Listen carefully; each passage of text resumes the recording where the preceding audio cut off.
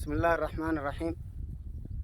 الحمد لله رب العالمين، الصلاة والسلام على من أرسله الله رحمة للعالمين، نبينا محمد وعلى آله وصحبه أجمعين. أما بعد، أبوليين السلام عليكم ورحمة الله وبركاته.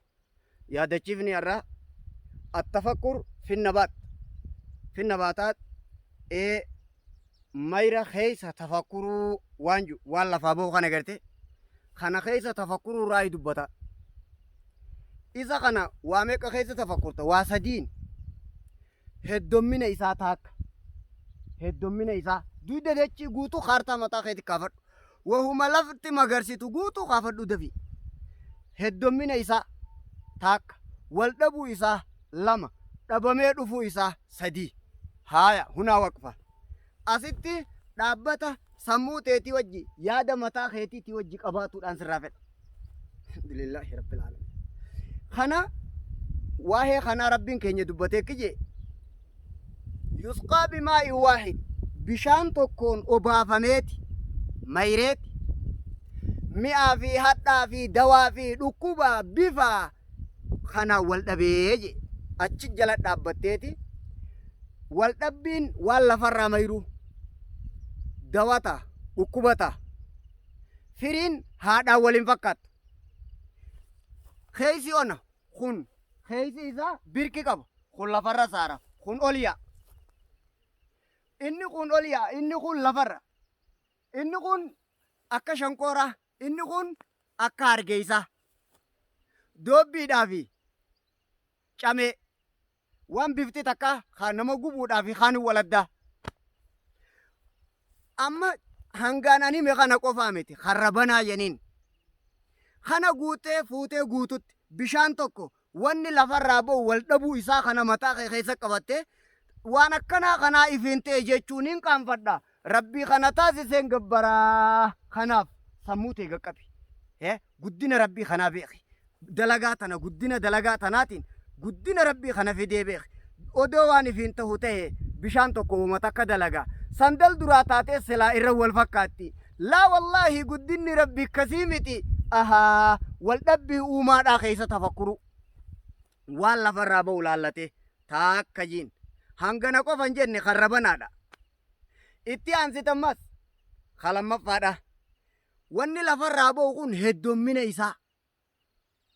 Heddomminni isaa wanni lafti baasu jirtu, wanni lafti magarsitu. Namnummaan kana lakkaa'ee dabbaxuu danda'u hin jiru. Odoo kana lakkaa'u jiranii kabiroo mayra dalagaa rabbiiti, quduraa rabbiiti.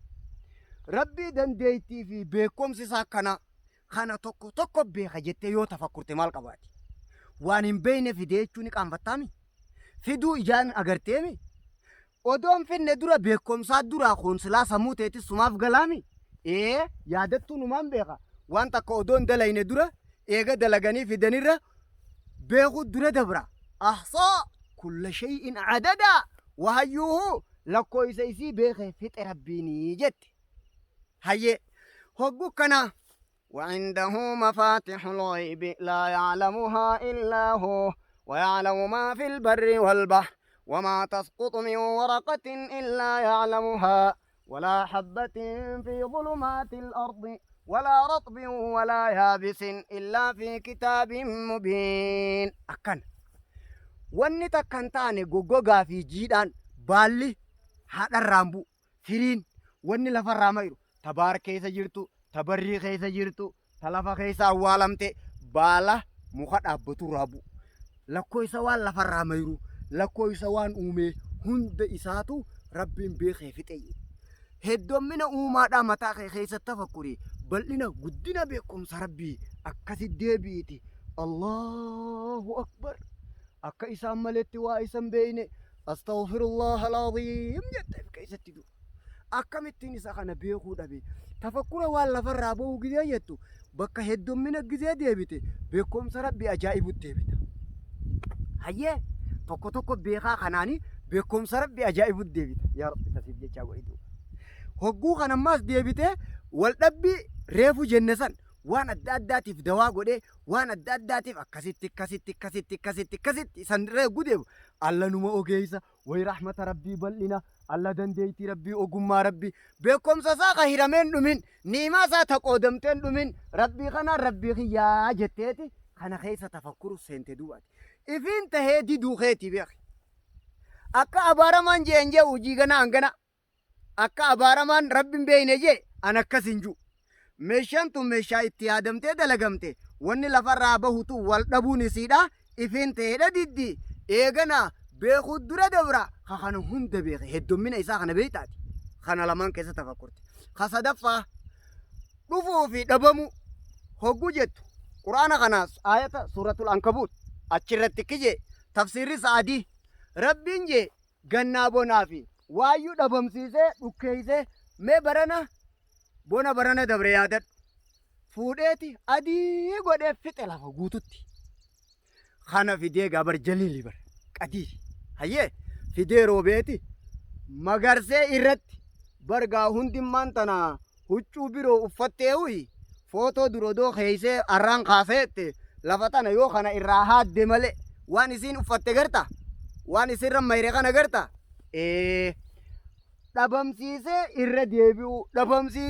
irra deebi'u mataa kee keessa maaltu jira gannaa fi bonaa jira hayyee achirra fuuteeti gaafa lafti adiitii fi gaafa lafti kana akka gartu kana taate garta gaafa lafti ati gartu kana taate mataa kee keessa fidda dhabamsiisee fiduu jeen abbaan kitaaba sanii tafsiira sa'adiitiin jee bara suuratul ankabuutiin jee bara hayyee dhabamsiisee fiduu kana jala laalteeti ati jee rabbiin ajjeesee kaasa qiyaamaa jechuun kun meeshaa balleeyseetuma irra deebi'u malee maalii je balleeysee irra deebi'ee lammata dalagu balleeysee irra deebi'ee dalagu walit jaaree adda diigee ammaas hin daganaa i'aadaa janiin ba'asii janiin qiyaamaa rabbiin du'aani kaasa jechuun kun meeshaa dalage irra deebi'ee diigee ammaas irra deebi'u jechumaa mitii je sheeka dhuga baanta san taatu rabbiin amatayyuu hunoo akka ati gartu kana dhukkeeyseef fixe hin dagana haarawatti mayri kun mayra bara dheengaddaatii miti lafti akka barana taate san gizee bonaa taate san gana itti deebitee tahuu teeysi akka amma itti uffatte kana amataas gana uffatuu teeysi rabbiin balleeysee irra deebi'u kennuu fi dhoorkatu fayyisuu fi dhukkubsachiisuu gammachiisuu rifachiisuu tadbiir kana duuba waan duratti beeytu kana irra deebi'u duraanis ittuman jiruu je بيا فتنا رب ما سمل كيس دوبا تخكسي تفكرتي قرت قرآن سني راكسون سيغلي